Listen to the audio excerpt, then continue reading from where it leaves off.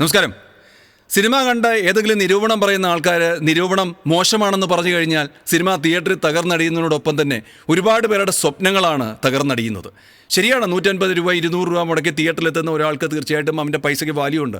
പടം എൻ്റർടൈൻഡ് ആയിരിക്കണം, അവനെ രസിപ്പിക്കണം, അവനെ ചിന്തിപ്പിക്കണം, അവൻ ആ സമയം മതിമറന്നിരിക്കണം, അതൊക്കെ ശരിയാണ്. ഈ ഒരു ചിന്താഗതിയിൽ തന്നെയാണ് ടോക്കൺ നമ്പർ എന്ന് പറയുന്നത് നമ്മുടെ സിനിമയുടെ ജനനം. അതിന് മുമ്പുള്ള 2-3 എപ്പിസോഡുകളിൽ ഞാൻ തിരക്കഥ എങ്ങനെ ജനിക്കാം, താരങ്ങളെ എങ്ങനെ കാസ്റ്റ് ചെയ്യാം, അതിൻ്റെ കാര്യങ്ങളൊക്കെ ഞാൻ വിശദമായിട്ട് പറഞ്ഞു. ഇപ്പോൾ ഇതിൻ്റെ ഒരു എങ്ങനെയാണ് അത് തിരശ്ശീലയിലേക്ക് എത്തുന്നതിന് മുമ്പുള്ള കാര്യം, എങ്ങനെയാണ് ഷൂട്ടിങ്ങിന് മുമ്പുള്ള പ്രീ പ്രൊഡക്ഷൻ ജോലികളെന്നാണ് ഈ ഒരു എപ്പിസോഡിൽ ഞാൻ പറയാൻ പോകുന്നത്. അപ്പോൾ ഇത് തിരക്കഥയൊക്കെ കഴിഞ്ഞ് എല്ലാ കാര്യങ്ങളൊക്കെ ഓക്കെ ആയി കഴിഞ്ഞ സമയത്ത് നമുക്ക് സിനിമ നമ്മുടെ മനസ്സിൽ ഒരു തിരക്കഥാകൃത്തിൻ്റെ ഒരു സംവിധായകൻ്റെ മനസ്സിലുള്ള സിനിമയെ തിരശ്ശീലയിൽ എത്തിക്കാൻ വിഷ്വൽസിനെ ക്യാപ്ചർ ചെയ്യുന്ന നല്ലൊരു സിനിമാറ്റോഗ്രാഫർ വേണം, ആ ഒരു ക്യാമറാമാൻ വേണം. ആ ക്യാമറാമാൻ്റെ ഒരു മികവാണ് നമ്മുടെ മനസ്സിലുള്ള സിനിമയെ മിഴിവിട്ടതാക്കിയിട്ട് അതേ ഡെപ്തിൽ നമുക്ക് സ്ക്രീനിൽ എത്തിക്കാൻ പറ്റുന്നത്. ഒരിക്കൽ ഞാൻ നിവേദ്യം എന്നൊരു സിനിമ ചെയ്യുന്ന സമയത്ത് നിവേദ്യത്തിൻ്റെ ക്യാമറാമാൻ സജൻ കളത്തിലായിരുന്നു. സജൻ സാറ് അദ്ദേഹം വളരെ എഫിഷ്യൻ്റ് ആയിട്ടുള്ള ക്യാമറാമാനാണ്, ലോകി സാറിന് വളരെ ഇഷ്ടമുള്ളൊരു ക്യാമറാമാനാണ്. അദ്ദേഹത്തിന് അസോസിയേറ്റഡ് അന്ന് ആ നിവേദ്യം വർക്ക് ചെയ്തത് സിബി ജോസഫ് എന്ന് പറഞ്ഞ ഒരു ചെറുപ്പക്കാരനാണ്. സിബി എന്ന ലോകി സാറിന് ഒരുപാട് ഇഷ്ടമായിരുന്നു. ഇങ്ങനെ പറന്ന് നടന്ന് വർക്ക് ചെയ്യും, ലൈറ്റ് അപ്പിലൊക്കെ വളരെയധികം നോളജുള്ള ഒരാളാണ്. ഞാൻ സിബി അന്ന് ശ്രദ്ധിച്ചതാണ്. അപ്പോൾ ലോകി സാറ് ചിന്തിച്ച് ഒരിക്കലും എന്നോട് പറയുകയും ചെയ്തു, എന്തെങ്കിലും അദ്ദേഹത്തെ വെച്ചിട്ട് ഒരു സിനിമ ചെയ്യണമെന്നൊക്കെ ലോകി സാറ് എന്നോട് പറഞ്ഞതുമാണ്. അത്ര എഫിഷ്യൻ്റ് ആയിട്ടുള്ള ആളാണ് സിബി ജോസഫ് എന്ന് പറയും.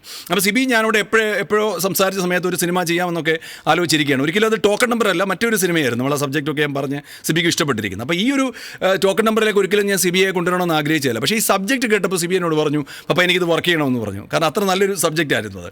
അപ്പോൾ സിബി പറഞ്ഞു ശരി ഞാൻ വരാം എന്ന് പറഞ്ഞു. അങ്ങനെ സിബി ക്യാമറാമാനായിട്ട് ഇതിനകത്ത് വരാൻ തയ്യാറായി. സിബിയുടെ സബ്ജക്റ്റൊക്കെ വിശദമായിട്ട് ഞാൻ ഡിസ്കസ് ചെയ്യാറുണ്ട്. സിബിക്ക് വളരെയധികം ഇഷ്ടപ്പെട്ടു. അപ്പോൾ അങ്ങനെ ക്യാമറാമാൻ്റെ കാര്യം സേഫായി. പിന്നീട് നമ്മൾ കൺട്രോളർ നമുക്ക് വേണം. അപ്പം ഇത് നല്ലൊരു പ്രൊഡക്ഷൻ കൺട്രോളർ ഒരു സിനിമയ്ക്ക് വളരെ ഇമ്പോർട്ടൻ്റ് ആണ്. കാരണം സിനിമയുടെ എല്ലാ ഒരു കൃത്യമായ പ്ലാനിങ്ങിലും അത് നടപ്പിലാക്കുന്നതും അതിൻ്റെ കാര്യങ്ങൾ വേണ്ടതൊക്കെ ഒപ്പിച്ച് തരുന്നതൊക്കെ ഒരു കൺട്രോളറുടെ ജോലിയാണ്. അപ്പോൾ കൺട്രോളറിൻ്റെ ഒരു കഴിവനുസരിച്ചാണ് സിനിമയുടെ ബജറ്റ് പോലും നമ്മൾ ഉദ്ദേശിച്ച രീതിയിലേക്ക് പോകുന്നത്. അപ്പോൾ എൻ്റെ മുമ്പുള്ള സിനിമകൾ 2 വർക്ക് ചെയ്തത് സജയൻ ഉദയംകുളങ്ങര എന്ന് പറഞ്ഞൊരു കൺട്രോളാണ്. അദ്ദേഹം ശരിക്കും എക്സിക്യൂട്ടീവായിട്ട് വന്നതാണ്. അതിനുശേഷം അദ്ദേഹം നമ്മുടെ സിനിമയാണ് സ്വതന്ത്രമായിട്ട് കൺട്രോളിങ് ചെയ്തു തുടങ്ങിയത്. അപ്പോൾ അദ്ദേഹത്തോട് വിളിച്ചുകൊണ്ട് അദ്ദേഹം ഇവിടെ വന്നു. അപ്പോൾ നമുക്കിനി ബജറ്റ് ഇടണമല്ലോ. അപ്പം കാസ്റ്റിംഗ് ഒക്കെ ഇങ്ങനെ ആയി, മറ്റേ സിനിമാറ്റോഗ്രാഫറായി, പിന്നെ മേക്കപ്പിൻ്റെ കാര്യങ്ങളും മറ്റ് ആർട്ടും എല്ലാം നമ്മൾ പല ആൾക്കാരോട് സംസാരിച്ച് അവരൊക്കെ വളരെ ഇഷ്ടപ്പെട്ട് വരാമെന്ന് ഏറ്റിട്ടുണ്ട്. തിരശ്ശേരിയിൽ ഒരു സ്ക്രീനിൽ സിനിമ തെളിയുന്ന സമയത്ത് സൂപ്പർ ചാനൽ സിനിമയാണ്, വലിയ ബജറ്റ് സിനിമയാകുമ്പം ഇത്ര സ്പേസാണ്, മറ്റവർക്ക് ഇത്ര സ്പേസാണൊന്നുമില്ല. ആ ഒരു സ്ക്രീനിൻ്റെ മുഴുവൻ വലിപ്പത്തിലും അതിൻ്റെ ആ സ്പേസിലൊക്കെ ഏത് സിനിമയും തെളിയും.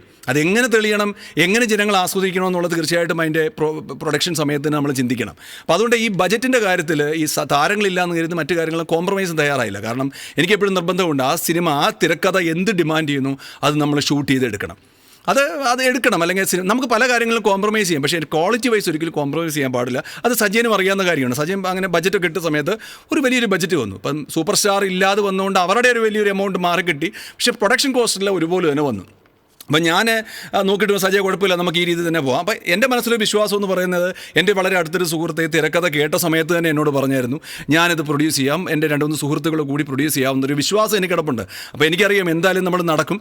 അപ്പോൾ ഞാൻ ഈ തിരക്കഥ എഴുതി പ്ലാൻ ചെയ്ത് സിനിമ തുടങ്ങേണ്ട സമയം നേരത്തെ അങ്ങ് തീരുമാനിക്കും. ഇപ്പോൾ 2024 ഡിസംബർ 22 ഷൂട്ടിംഗ് തുടങ്ങാനായിട്ട് ഞാൻ തീരുമാനിച്ച് വെച്ചിരിക്കുകയാണ്. അന്ന് എന്തായാലും ഷൂട്ടിംഗ് തുടങ്ങണം. മിക്ക സിനിമകളൊക്കെ എനിക്ക് ആ സമയത്താണ് എൻ്റെ തുടങ്ങുന്നത്. അപ്പോൾ അതെല്ലാം ഫിക്സ് ചെയ്ത് വെച്ചിരിക്കുകയാണ്. അപ്പോൾ എൻ്റെ സുഹൃത്ത് എന്തായാലും പൈസ നമ്മുടെ റെഡിയാണല്ലോ, ആ ഒരു വിശ്വാസം എനിക്ക് കിടപ്പുണ്ട്. അപ്പോൾ സജയനോട് സജയ് ഇത് എനിക്ക് നോക്കുകയാണ്, അദ്ദേഹത്തോട് പറഞ്ഞാൽ അദ്ദേഹത്തോട് സംസാരിക്കുക, സുഹൃത്ത് സമ്മതിക്കും, നമുക്ക് ഈ ബജറ്റ് ഓക്കെയാണ്.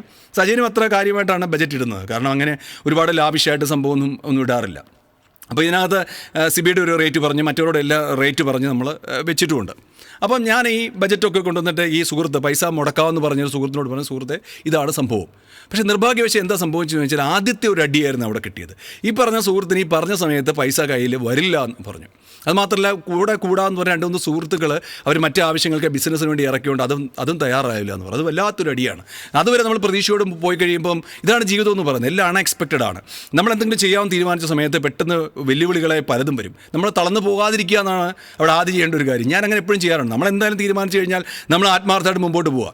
ഒരു ഡെസ്റ്റിനേഷനിലേക്ക് എത്താൻ വേണ്ടി നമുക്ക് ചിലപ്പോൾ പല വഴികൾ യാത്ര ചെയ്യേണ്ടി വരും. പക്ഷേ അവിടെ എത്തുക എന്നുള്ളതാണ് നമ്മുടെ ഒരു തീരുമാനം എന്ന് പറയുന്നത്. നമ്മൾ എന്തൊക്കെ ശക്തമായിട്ട് തീരുമാനിച്ചാലും അത് കാലം നടത്തി തരുമെന്നാണ് എൻ്റെ ജീവിതം പലപ്പോഴും തെളിയിച്ചതാണ്. അപ്പോൾ എന്തായാലും ആ ഒരു ധൈര്യത്തിൽ ഞാൻ ആ സുഹൃത്തിനോട് സ്നേഹത്തോട് പറഞ്ഞു, കുഴപ്പമില്ല, നിങ്ങളുടെ തീരുമാനമാണല്ലോ, നമുക്കൊന്നും ചെയ്യാൻ പറ്റത്തില്ലല്ലോ. നിങ്ങൾ ഇല്ലയെന്ന് പറഞ്ഞ് നമുക്ക് ഇല്ലയെന്ന് കേൾക്കാനല്ലേ പറ്റത്തുള്ളൂ. അപ്പോൾ അങ്ങനെ ഞാൻ അടുത്ത വഴി ആലോചിക്കാൻ തുടങ്ങി. പല വലിയ പ്രൊഡ്യൂസേഴ്സിനെയൊക്കെ നമ്മൾ സമീപിച്ച് നോക്കി. അപ്പോൾ അവരൊക്കെ പറയുന്നത് പുതിയ താരങ്ങളാണ്, പുതിയ മുഖങ്ങളായതുകൊണ്ട് അവർ പ്രൊഡ്യൂസ് ചെയ്യാൻ തയ്യാറല്ല. കാരണം ഞാൻ പറഞ്ഞു നമ്മളങ്ങനെ വലിയ ബജറ്റൊന്നുമില്ല, നിങ്ങൾക്കൊക്കെ കൊക്കിനൊതുങ്ങുന്ന, നിങ്ങളൊക്കെ സാധാരണ സിനിമയ്ക്ക് ഒരു താരത്തിന് കൊടുക്കുന്ന ബജറ്റ് മാത്രമേ ഇതിനുള്ളൂ എന്നൊക്കെ പറയുമ്പോൾ അത് പറ്റത്തില്ല. ശരിയാണ് അവർ പറയുന്നത്. ഒരു സിനിമ എന്ന് പറയുന്നത് ആഫ്റ്റർ ഓൾ ബിസിനസ്സാണത്. ആർട്ടാണെങ്കിലും അതൊരു ബിസിനസ്സാണ്. മുടക്കുന്ന ആൾക്ക് പൈസ തിരിച്ച് കിട്ടണമല്ലോ. പക്ഷേ ഇത് എന്ന് പറഞ്ഞാൽ ഒരിക്കലും ഈ പറയുന്ന ഇന്ന് മലയാള സിനിമ അല്ലെങ്കിൽ ലോകത്തിൽ നമ്മൾ കാണുന്ന മുഖങ്ങൾ മാത്രമേ ജീവിതകാലം മുഴുവൻ കാണാൻ പറ്റൂ. ആരും വന്നത് സൂപ്പർ സ്റ്റാറായിട്ടൊന്നുമല്ലല്ലോ. ഓരോരുത്തർക്ക് ആരെങ്കിലുമൊക്കെ അവസരം കൊടുത്തിട്ട് അവരാണ് പിന്നീട് താരങ്ങളായിട്ട് മാറിയത്. ഇപ്പോൾ സുദേവ് നായർ എൻ്റെ ആദ്യ പടത്തിൽ വന്ന സുദേവിന് ഞാൻ അവസരം കൊടുത്തുകൊണ്ടാണ് അയാൾ ഇപ്പം നല്ലൊരു നടനായിട്ട് മാറിയത്. അപ്പോൾ ഓരോരുത്തർക്ക് നമ്മൾ അവസരം കൊടുക്കണം. അപ്പോൾ എന്തായാലും എനിക്കറിയാം, ഇപ്പോൾ ഈ പ്രൊഡ്യൂസർ വന്നില്ല എന്ന് കരുതിയിട്ട് ഇവരുടെ സ്വപ്നങ്ങളെ നമുക്ക് ഇല്ലാതാക്കാൻ പറ്റില്ലല്ലോ. അവർക്കും വേണമല്ലോ, ഒരു അവസരം വേണമല്ലോ. അങ്ങനെ ഞാൻ പല പ്രൊഡ്യൂസേഴ്സും എന്നെ ഒഴിവാക്കി, ചെയ്യാൻ പറ്റില്ല. ഞാൻ പറഞ്ഞു നല്ലൊരു സംഭവം, പക്ഷേ എന്ത് നല്ല സംഭവമായാലും ആൾക്കാർ കാണാനില്ലെങ്കിൽ പടം ബിസിനസ് ആയില്ലെങ്കിൽ പിന്നെ ഈ പൈസ ആര് തിരിച്ചു തരും? ശരിയാണ്, അതൊക്കെ ഞാൻ പോട്ടെന്ന് കരുതി. അങ്ങനെ ഞാൻ വല്ലാത്തൊരു മാനസികാവസ്ഥയിലായിരുന്നു.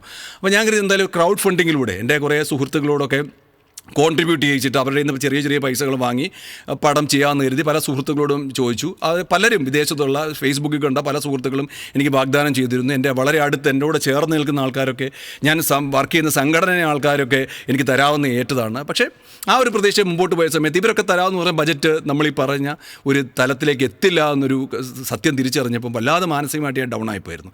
എന്തായാലും ഈ സിനിമ ഉപേക്ഷിക്കാൻ പറ്റത്തില്ല. കാരണം ഓഡീഷനിലൂടെ ഇവരെയൊക്കെ എടുത്തു കഴിഞ്ഞ് ഇവരുടെ സ്വപ്നങ്ങളുണ്ടല്ലോ, അവർ സ്വപ്നം കണ്ട് നടക്കായിരുന്നു. നമ്മൾ ഒരുപാട് ഹോംവർക്കുകൾ കൊടുത്തപ്പോൾ അവർ അതിനുവേണ്ടി വർക്ക് ചെയ്യുകയായിരുന്നു. അവരെന്നോട് പറയാറുണ്ട്, പലരും ഓഡീഷൻ വിളിക്കാറുണ്ട്. വെറുതെ അവർ ഓഡീഷൻ്റെ വലിയൊരു ക്യൂവിൽ നിന്നിട്ട് എന്തൊക്കെയോ ക്യാമറയുടെ മുമ്പിൽ കാട്ടിക്കൂട്ടിയിട്ട് ചിലർ പൈസ വാങ്ങാറുണ്ട്. പക്ഷേ അതൊന്നും ഇല്ലാതെ സ്ട്രെയിറ്റ് ആയിട്ട് സിനിമയിലേക്ക് എന്നെ ഇത്രയും വലിയ കഥാപാത്രം ഞങ്ങളെ ഏൽപ്പിച്ചിട്ട് ഞങ്ങൾ തയ്യാറെടുക്കുകയാണ്, ഇത് നിന്നു പോകുന്ന കരുതി അവർ മാനസികമായിട്ട് തളർന്നു പോകുന്നൊരു വിഷമം എന്നെ വല്ലാതെ ബാധിച്ചു. പിന്നെ എന്തായാലും സിനിമ ചെയ്യാന്നുള്ളതാണ്. ഞാനും ജീവിക്കുന്ന സിനിമയിലാണല്ലോ. ആരുടെയും പൈസയും പോകാൻ നമ്മൾ തയ്യാറാവുന്നില്ല. നമുക്ക് സിനിമയും ചെയ്യണം, പുതിയ ആൾക്കാർക്ക് അവസരം കൊടുക്കണം. ഇത് തീരുമാനിക്കപ്പെടുന്ന ഇത് അവസാനം ഇതിന് മാർക്കറ്റിൻ്റെ പ്രേക്ഷകരാണ്. അത് ശരിയാണ്. സൂപ്പർ താരങ്ങളുടെ സിനിമകൾ മാത്രം കാണുന്ന ആൾക്കാർക്ക് ഒരുപക്ഷേ ഞാൻ ഈ പറയുന്നൊന്നും ദഹിച്ചെന്ന് വരില്ല. എന്തായാലും ഞാൻ സിനിമ ചെയ്യാൻ തീരുമാനിച്ചു. അങ്ങനെ ഇരിക്കുമ്പോഴാണ് ദൈവം കൊണ്ട് തന്ന പോലെ എനിക്ക് വളരെ അറിയാവുന്ന, അദ്ദേഹം അഭിനയത്തെ ഒരുപാട് സ്നേഹിച്ച, സിനിമയ്ക്ക് വേണ്ടി മാത്രം ജീവിക്കുന്ന, സിനിമയിൽ അഭിനയിക്കണമെന്ന് കരുതിയും അല്ലെങ്കിൽ മറ്റു കാര്യങ്ങൾക്ക് വേണ്ടി ഒരുപാട് പേര് അദ്ദേഹത്തിൽ നിന്ന് പൈസ കളിപ്പിച്ചിട്ട് പോയൊരു വ്യക്തി ഉണ്ടായിരുന്നു. ജോൺ ദാനിയൽ എന്ന് പറയും. അദ്ദേഹം കുടച്ചനാടാണ് അദ്ദേഹത്തിൻ്റെ വീട്. അദ്ദേഹത്തിന് ഈ കാര്യങ്ങളൊക്കെ എൻ്റെ അറിയാം. ഈ പറഞ്ഞ ഓട്ടങ്ങൾ കാര്യങ്ങളൊക്കെ അറിയാം. അദ്ദേഹം ഒരുപാട് പൈസകൾ, ലക്ഷക്കണക്കിന് രൂപകൾ സിനിമയ്ക്ക് വേണ്ടി ചിലവാക്കിയാണ്. പലരും വാങ്ങിയിട്ടുണ്ട്, തിരിച്ചു കൊടുത്തിട്ടില്ല. ഒരു ഹോപ്പ് എന്നൊരു സിനിമയുടെ ലൈൻ പ്രൊഡ്യൂസറായിരുന്നു. അങ്ങനെ സിനിമയ്ക്ക് വേണ്ടി മാത്രം ജീവിക്കുന്ന ഒരാളാണ്, ഒരു പ്രവാസിയാണ് അദ്ദേഹം. അപ്പോൾ അദ്ദേഹം ഇതെൻ്റെ വിഷമം കണ്ടിട്ട് ഞാൻ പടം പ്രൊഡ്യൂസ് ചെയ്യാം എന്ന് പറഞ്ഞു. പക്ഷേ ഈ പറയുന്ന ഈ ബജറ്റിന് അത്രയൊന്നും എൻ്റെ കയ്യിൽ ഇപ്പോൾ എടുക്കാനില്ല. കാരണം പൈസ ഇല്ലാഞ്ഞിട്ടില്ല, കുറേ ബിസിനസ്സിന് ഇറക്കി, മറ്റ് കുറേ പേര് തരാനുണ്ട്. അതിൻ്റെ കുറച്ച് ഭാഗം മാത്രമേ എനിക്ക് എടുക്കാൻ പറ്റൂ. അപ്പോൾ അദ്ദേഹം ഓഫർ ചെയ്തൊരു പണം എന്ന് പറയുന്നത് തീർച്ചയായിട്ടും നമുക്ക് ഈ സിനിമ ഒരു ലെവലിലേക്കല്ല വരുന്നത്. വളരെ കുറവാണ്. എന്തായാലും സിനിമ ചെയ്യണം. ഞാൻ സിബിയോട് ചോദിച്ചു, സജയനോട് ചോദിച്ചു, നമുക്ക് എന്ത് ചെയ്യാൻ പറ്റും? അവരെല്ലാം എനിക്ക് ബലം തന്നു, നമുക്ക് ഈ പടം ചെയ്യാം. അപ്പോൾ അതിൻ്റെ ബജറ്റ് വീണ്ടും നമ്മൾ കട്ട് ഷോട്ട് ചെയ്യാൻ തീരുമാനിച്ചു. അപ്പോൾ എവിടെയൊക്കെയാണ് കട്ട് ഷോട്ട് ചെയ്യാൻ പറ്റുന്നത്? അപ്പോൾ അങ്ങനെ സമയത്ത് ഞാൻ ഈ പറഞ്ഞ പോലെ സിനിമയിൽ ഒരിക്കലും നമ്മൾ വിഷ്വലി കോംപ്രമൈസ് ചെയ്യരുതെങ്കിൽ നിർബന്ധമാണ്. ക്യാമറ ആയാലും എന്ത് ടെക്നിക്കൽ ആസ്പെക്റ്റ് ആയാലും അത് ഏറ്റവും നല്ല ക്വാളിറ്റി ഉള്ളതായിരിക്കണം. ഒരുപക്ഷെ നമുക്ക് സൂപ്പർ താരത്തിന് മുഖം കാണില്ല, പക്ഷേ അതൊരിക്കലും തിരശ്ശീലയിൽ, അത് സ്ക്രീനിൽ അത് ആ ഒരു വിഷമം കാണാൻ പാടില്ല എന്ന് കരുതി ഇരിക്കുന്ന സമയത്ത് എന്നോട് സിബി പറഞ്ഞൊരു കാര്യം ചെയ്യും, അപ്പോൾ നമുക്ക് ക്യാമറ ഒന്ന് ഡൗൺ ഗ്രേഡ് ചെയ്യാം. നമ്മൾ ശരിക്കും തീരുമാനിച്ച അലക്സയുടെ ഏറ്റവും നല്ല ക്വാളിറ്റിയുള്ള ക്യാമറ ഷൂട്ട് ചെയ്യാൻ തീരുമാനിച്ചെടുത്ത് പെട്ടെന്ന് അത് സോണിയിലേക്ക് നമ്മൾ വരാൻ തീരുമാനിച്ചു. മോശം ക്യാമറ അല്ലെങ്കിൽ എൻ്റെ മനസ്സിൽ എപ്പോഴും അത് വല്ലാത്തൊരു വിഷമമുണ്ടാക്കി. നമ്മൾ ക്യാമറ കോംപ്രമൈസ് ചെയ്യും. പെട്ടെന്ന് ക്യാമറ കോംപ്രമൈസ് ചെയ്ത് ഒരുപാട് സ്ഥലങ്ങളിൽ നിന്ന് പൈസ കുറയും. അതിൻ്റെ ഹാർഡ് ഡിസ്കിൻ്റെ പൈസ കുറയും, അതിൻ്റെ യൂണിറ്റ് നമുക്ക് കുറച്ച് കോംപ്രമൈസ് ചെയ്യാം, നമുക്ക് ക്യാമറയുടെ റെൻറ്റ് കോംപ്രമൈസ് ചെയ്യാം, ബാറ്റ് അങ്ങനെ ഒരുപാട് കാര്യങ്ങൾ നമുക്ക് കോംപ്രമൈസ് ചെയ്യാം. അങ്ങനെ പ്രഷറൈസ് വന്നപ്പോൾ നമുക്ക് സിനിമ ചെയ്യണമല്ലോ. അങ്ങനെ നമ്മൾ ക്യാമറ ഡൗൺ ഗ്രേഡ് ചെയ്യാൻ തീരുമാനിച്ചു. ഒരുപാട് സ്ഥലങ്ങൾ നമ്മൾ കോംപ്രമൈസ് ചെയ്യാൻ തീരുമാനിച്ചിട്ട് ഈ ഷൂട്ടിംഗ് എക്സ്പെൻസും എൻ്റെ DAയും കാര്യങ്ങളും ഒക്കെ ജോണി ചാൻ ചെയ്യാവുന്ന ഏറ്റവും ആ ഒരു സെക്ഷൻ ജോണി ചാൻ ചെയ്തു. മറ്റൊരു സെക്ഷൻ അതിൻ്റെ എഡിറ്റിങ്, അതിൻ്റെ സൗണ്ട്, അതിൻ്റെ മറ്റു കാര്യം സൗണ്ട് എല്ലാം ഫോളി, പ്രത്യേകിച്ച് നമ്മൾ സിനിമ സിങ്ക് സൗണ്ടാണ്. ഈ സിങ്ക് സൗണ്ട് ഒരു വലിയ വെല്ലുവിളിയാണ്. ഈ ഡബ്ബിംഗ് ആണെങ്കിൽ നമുക്ക് എല്ലാം കഴിഞ്ഞിട്ട് ലൊക്കേഷനിൽ നിന്ന് വന്നിട്ട് റൂമിൽ വന്നിരുന്ന് സ്റ്റുഡിയോ വന്ന് ഡബ് ചെയ്യാം. പക്ഷേ ഇത് ലൊക്കേഷനിൽ തന്നെ സിങ്ക് സൗണ്ട് ചെയ്യേണ്ടതുകൊണ്ട് നമുക്ക് അത്രമാത്രം എക്സ്പെൻസ് കൂടി പോകുന്നത്. സിങ്ക് സൗണ്ടിൻ്റെ ഒരു ടെക്നിക്കൽ കാര്യങ്ങളൊക്കെ വളരെ കൂടുതലാണ്. പക്ഷേ സിങ്ക് സൗണ്ടിന് വേണ്ട സാധനങ്ങളൊക്കെ ഞാൻ കുറേ കാലങ്ങളായിട്ട് വാങ്ങി വെച്ചിട്ടുണ്ട്. അതൊക്കെ നമുക്കൊരു അസറ്റായിരുന്നു. അങ്ങനെ ഞാനും ജോൺ ചായനും കൂടി ഈ സിനിമ പ്രൊഡ്യൂസ് ചെയ്യാൻ തീരുമാനിച്ചു. ശരിക്കും ഞങ്ങൾ എൻ്റെ ലിറ്ററലി പ്രൊഡ്യൂസർ ആണെങ്കിലും ഒരുപാട് പേര് അതിനകത്ത് കോംപ്രമൈസ് ചെയ്തു. ഇപ്പോൾ സിബി എന്ന് പറയുന്ന ക്യാമറമാൻ അദ്ദേഹത്തിൻ്റെ റെമ്യൂണറേഷൻ വളരെയധികം കട്ട് ചെയ്തിട്ട് വേറെ റെമ്യൂണറേഷനിലേക്ക് അദ്ദേഹം അതിനെ മാറ്റി തന്നു. സജയൻ കോംപ്രമൈസ് ചെയ്തു. പലരും കോംപ്രമൈസ് ചെയ്ത് ബജറ്റ് ഒരുപാട് കുറഞ്ഞു. അപ്പം നമുക്ക് എൻ്റെ സുഹൃത്തുക്കൾ, എൻ്റെ വളരെ അടുത്ത് നിൽക്കുന്ന സുഹൃത്തുക്കൾ പറഞ്ഞു അവരുടെ വാഹനം ലൊക്കേഷനിലേക്ക് കൊണ്ടുവരാം, ആൾക്കാരെ കൊണ്ടുപോകാം, ടെക്നീഷ്യൻസിനെ കൊണ്ടുപോകാം, ആർട്ടിസ്റ്റിനെ കൊണ്ടുവരാം, അതിന് വേണ്ട കാര്യങ്ങളൊക്കെ ചെയ്യാം. സിബു എബ്രഹാം എൻ്റെ സുഹൃത്ത്, ഇന്ദുശേഖരൻ, അങ്ങനെ പലരും അതിനകത്ത് തയ്യാറായി വന്നു. അങ്ങനെ നോക്കിയ സമയത്ത് ഇപ്പം താമസത്തിൻ്റെ കാര്യത്തിന് ഇപ്പം മഹാരാജയിലെ കുമാരേട്ടൻ ഒരുപാട് കോംപ്രമൈസ് ചെയ്ത്, പല ഹോട്ടലുകാരും ഒക്കെ അവരുടെ കാര്യങ്ങൾ കോംപ്രമൈസ് ചെയ്ത് അവരുടെ ഈ പറഞ്ഞ ഫീസൊക്കെ അവരുടെ റെൻറ്റും ഒക്കെ കുറച്ച് കഴിഞ്ഞപ്പോഴത്തേക്ക് നമ്മുടെ എല്ലാം ടാലിയായി. നമുക്ക് പടം തീർക്കാൻ പറ്റുമെന്നൊരു വിശ്വാസത്തിന് എൻ്റെ എല്ലാ സിനിമകളിലും ഞാൻ ശ്രദ്ധിക്കുന്നൊരു കാര്യം, നമ്മളൊരു ബജറ്റ് ഇട്ട് കഴിഞ്ഞാൽ ഒരു പൈസ പോലും അപ്പുറത്തേക്ക് പോകരുത്. ജോണച്ചാന് ചെറിയൊരു പേടിയുണ്ടായിരുന്നു. കാരണം ഇതിന് മുമ്പുള്ള അനുഭവം വെച്ചിട്ട് സാറിന് ഒരു ഡയറക്ടർ അല്ലെങ്കിൽ ആരെങ്കിലും സിനിമയെ സമീപിച്ച് കഴിഞ്ഞാൽ ഇന്നൊരു ബജറ്റ് പറയും. പക്ഷേ സിനിമ തുടങ്ങി കഴിഞ്ഞാൽ അതങ്ങ് കൂടി വലിയൊരു ബജറ്റിലേക്ക് പോകും. അതിന് മുമ്പുള്ള പ്രൊഡ്യൂസേഴ്സിനൊക്കെ ചോദിച്ചാൽ മനസ്സിലാകും നമ്മൾ കൃത്യമായിട്ട് ആ ബജറ്റിൽ തന്നെ സിനിമ തീർക്കും. അപ്പോൾ ആ ഒരു വിശ്വാസം ഞാൻ പോവുകയാണ്. അങ്ങനെ തീരുമാനിച്ച ദിവസം ഡിസംബർ 22-ാം തീയതി ഷൂട്ടിംഗ് തുടങ്ങാൻ തീരുമാനിച്ചു. അപ്പോൾ സിനിമയിൽ ഒരു പ്രധാന ഭാഗമാണ് ഈ മ്യൂസിക് ഡയറക്ടർ എന്ന് പറയുന്നത്. ഒരു മ്യൂസീഷ്യൻ വളരെ ഇമ്പോർട്ടൻ്റ് ആണ്. എൻ്റെ ബാക്ക്ഗ്രൗണ്ട് സ്കോർ വേണം, പാട്ടിൻ്റെ കാര്യങ്ങളൊക്കെ ചെയ്യണം. ഇതൊക്കെ ഒരു മ്യൂസീഷ്യൻ വളരെ ഇമ്പോർട്ടൻ്റ് ആണ്. ആരെ മ്യൂസീഷ്യനെ വെക്കുന്ന സമയത്ത് രണ്ടാമതൊന്നും എനിക്ക് ആലോചിക്കേണ്ടി വന്നില്ല. എൻ്റെ മുമ്പുള്ളൊരു സിനിമ ചെയ്തു തന്ന എബി സാൽവിൻ തോമസ് എന്ന് പറഞ്ഞ വളരെ ബ്രില്യൻ്റ് ആയിട്ടുള്ളൊരു മ്യൂസീഷ്യൻ ഉണ്ടായിരുന്നു. അപ്പോൾ അദ്ദേഹത്തോട് ഈ സംഭവം പറഞ്ഞു. എബി ഗോളത്തിൻ്റെയൊക്കെ മ്യൂസീഷ്യൻ അദ്ദേഹമായിരുന്നു. അതിന് മുമ്പ് എൻ്റെ ഒരു സിനിമ ചെയ്തതാണ്. അപ്പം എബിയോട് പറയുമ്പോൾ എബിയുടെ ഒരു ബജറ്റുമായിട്ട് നോക്കിയ സമയത്ത് എബി നമുക്കത് താങ്ങുന്നതല്ല. ഞാൻ എബിയോട് കാര്യം പറയും, എബി ഒരു 2 പാട്ട് നമുക്ക് ചെയ്തു തരണം, പിന്നെ ഈ ബാക്ക്ഗ്രൗണ്ട് സ്കോർ ഉണ്ട്, പക്ഷേ ഇതൊന്നും കോംപ്രമൈസ് നമുക്കില്ല, നമ്മുടെ ബജറ്റ് വളരെ കുറവാണ്, സഹകരിക്കാൻ തയ്യാറാണ്. എബി വളരെയധികം സഹകരിച്ചു എന്നുള്ളതാണ്. എബി അതിനകത്തെ ബാക്ക്ഗ്രൗണ്ട് സ്കോറും എൻ്റെ പാട്ടും കൂടെ ഒരു ചെറിയൊരു ബജറ്റ് പറഞ്ഞു, അതിനകത്ത് ഫിറ്റായി. ഇതെല്ലാം കൂടെ വന്നാൽ തന്നെ നമ്മുടെ ഈ പറയുന്ന ബജറ്റിൽ സിനിമ തീരും. അപ്പോൾ എന്തായാലും സിനിമ 22 തുടങ്ങാൻ തീരുമാനിച്ചു. ഇതിനകത്ത് മനോഹരമായൊരു പാട്ടുണ്ട്. സിനിമ പാട്ട് അതിനകത്ത് വലിയ ഇമ്പോർട്ടൻ്റ് അല്ലെങ്കിലും സിനിമയുടെ ഒരു അകത്തളങ്ങളിൽ അതിൻ്റെ ആത്മാവിലൂടെ പാട്ട് കടന്നു പോകുന്നുണ്ട്. അത് ആ സിനിമ കാണുമ്പോൾ മനസ്സിലാവും. ആ പാട്ടെന്ന് പറഞ്ഞാൽ പഴയ കാലത്തെ ഒരു പാട്ട് പോലെ തോന്നിക്കുന്ന മനോഹരമായൊരു പാട്ടായിരിക്കണം. അത് പാടുന്ന ആളും സംതിങ് ഡിഫറൻ്റ് ആയിരിക്കണം. അപ്പോൾ ഒരിക്കൽ ഞാൻ നാഷണൽ അവാർഡിലേക്ക് അതിൻ്റെ സെറിമണി പോയ സമയത്ത് അവിടെ വെച്ച് പരിചയപ്പെട്ട ബോംബെ ജയശ്രീ ഞാൻ പരിചയപ്പെട്ടിരുന്നു. അപ്പോൾ അതിൻ്റെ വരികൾ എഴുതിയ രാജഗോപാൽ സാറാണ്. രാജഗോപാൽ സാർ മാതൃഭൂമിയിലൊക്കെ എഴുതുന്നൊരു കവിയാണ്, എന്നോട് വളരെ സ്നേഹമുള്ള ഒരാളാണ്. അപ്പോൾ അദ്ദേഹത്തോട് ഈ സന്ദർഭം പറഞ്ഞപ്പോൾ അദ്ദേഹത്തിന് വളരെയധികം താല്പര്യമുണ്ടെന്ന് പറഞ്ഞാൽ അദ്ദേഹം അതിൻ്റെ വരികൾ എഴുതി തന്നു. അപ്പോൾ അങ്ങനെ അതിൻ്റെ ബോംബെ ജയശ്രീ പാടണം, ഈ രാജഗോപാൽ സാറിൻ്റെ അതിമനോഹര വരികൾ, എബി അതിൻ്റെ ഒരു ചെറിയ ട്രാക്ക് ഇട്ടു. അതിഗംഭീരമായൊരു പാട്ടാണത്. അപ്പോൾ നമ്മൾ ബോംബെ ജയശ്രീക്ക് മെസ്സേജ് അയച്ചു, ഈ ട്രാക്ക് അയച്ചു കൊടുത്തു, അവർ കേൾക്കാൻ അയച്ചു കൊടുത്തു. പക്ഷേ സംഭവിച്ചത് എന്താണെന്ന് വെച്ചാൽ ബോംബെ ജയശ്രീ നമുക്ക് മറുപടി പറഞ്ഞത് അവർക്ക് ഇപ്പോൾ തൽക്കാലം ചില അസൗകര്യങ്ങൾ കൊണ്ട് അവർക്ക് റെക്കോർഡിംഗ് ഉടനെ നടത്താൻ പറ്റില്ല എന്ന് പറഞ്ഞു. നമുക്ക് വല്ലാത്തൊരു വെല്ലുവിളിയായി. നമ്മുടെ വലിയ ആഗ്രഹം ബോംബെ ജയശ്രീ പാടണമെന്ന്. അത് ഞാൻ എബിയോട് പറഞ്ഞു. എബിയോട് പേടിക്കേണ്ട, നമുക്കത് മനോഹരമായിട്ടത് മറ്റൊരാളെ കൊണ്ട് പാടിച്ചെടുക്കാമെന്ന് പറഞ്ഞു. അങ്ങനെ ആ പാട്ടും നമ്മൾ മനോഹരമായിട്ടത് റെക്കോർഡ് ചെയ്തു. അതിഗംഭീര ഒരു പാട്ടായിരുന്നു. അങ്ങനെ ഡിസംബർ 22 എന്നൊരു ദിവസത്തിന് വേണ്ടി നമ്മൾ കാത്തിരിക്കുകയാണ്. ഷൂട്ടിങ്ങിൻ്റെ എല്ലാ കാര്യങ്ങളും പ്രിപ്പയർഡായി. അപ്പോൾ ഇതിനകത്ത് ഏറ്റവും വലിയ വെല്ലുവിളി എന്ന് പറയുന്നത് ഈ താരങ്ങളാണ്. പുതിയ ആൾക്കാരാണ്, അതിശക്തമായൊരു പ്രമേയമാണ്, അഭിനയത്തിന് വളരെ സാധ്യതയുള്ള കാര്യങ്ങളാണ്, വളരെയധികം മുഹൂർത്തങ്ങളുണ്ട്, പുതിയ ആൾക്കാരാണ്. അവരെ മോൾഡ് ചെയ്തെടുക്കുക എന്നുള്ളതാണ് നമ്മുടെ ഏറ്റവും വലിയ വെല്ലുവിളി. അങ്ങനെ നമ്മളെ എല്ലാ ക്രൂസിനെയും വിളിച്ചിട്ട് നമ്മളൊരു ഓറിയൻറ്റേഷൻ ക്ലാസ് പോലെ വെച്ചിട്ട് നമ്മൾ വർക്ക്ഷോപ്പ് വെക്കാൻ തീരുമാനിച്ചു. വർക്ക്ഷോപ്പിൽ ഇവരെ കൊണ്ട് അഭിനയിപ്പിക്കുക, ഓരോ സീൻസും അഭിനയിപ്പിച്ച് ഇവരെ ഈ കഥാപാത്രങ്ങളാക്കി മാറ്റുക എന്നുള്ളതായിരുന്നു അടുത്തൊരു സ്റ്റെപ്പ് എന്ന് പറയുന്നത്. അങ്ങനെ നമ്മളൊരു സ്ഥലം എടുത്തിട്ട് ഇവരെ ഓരോരുത്തരെയും വിളിച്ചിട്ട് കഥാപാത്രങ്ങളുടെ ആ ഒരു സീൻസൊക്കെ അഭിനയിപ്പിച്ച് അവരെ അതിലേക്ക് കൊണ്ടിട്ടു. അങ്ങനെ നമ്മളെല്ലാം വെൽ പ്രിപ്പയർഡ് ആയിരുന്നു. ഡിസംബർ 22-ാം തീയതി ഷൂട്ടിംഗ് തുടങ്ങുക. ടോക്കൺ നമ്പർ എന്ന് പറയുന്ന ഈ സിനിമ തിരക്കഥ ഡിമാൻഡ് ചെയ്യുന്ന രീതിയിൽ മനോഹരമായി പൂർത്തിയാക്കുക.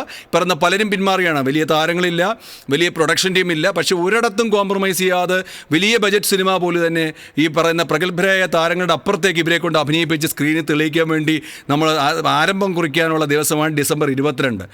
ഡിസംബർ 22 തന്നെ നമ്മളെ ഷൂട്ടിങ്ങിനെല്ലാം ചിട്ടവട്ടങ്ങളൊക്കെ നടത്തി. നമ്മളെപ്പോഴും പൂജ വയ്ക്കുന്നത് ആ ദിവസം തന്നെയാണ്. എല്ലാവരും, ആ ക്രൂസ്, പ്രൊഡക്ഷൻ ബോയ്സ് മുതൽ ഡയറക്ടർ, എല്ലാവരും, പ്രൊഡ്യൂസർ, എല്ലാവരും ഇന്ന് ഒരുമിച്ച് പ്രാർത്ഥിച്ചാണ് നമ്മൾ ആദ്യം ഷോട്ട് വയ്ക്കുന്നത്. കാലത്തെ പ്രകൃതിയെ സാക്ഷി നിർത്തി. അങ്ങനെ ഡിസംബർ 22 എത്തി. അന്ന് ഷൂട്ടിംഗ് തുടങ്ങാൻ വേണ്ടി ഞങ്ങളെല്ലാം ഒത്തുകൂടി. പക്ഷേ എപ്പോഴും അറിയാമല്ലോ, നമ്മൾ ചിന്തിച്ച രീതിയിലായിരിക്കില്ല കാര്യങ്ങൾ പോകുന്നത്. അതിന് വെല്ലുവിളികൾ ഭയങ്കരമായിരിക്കും.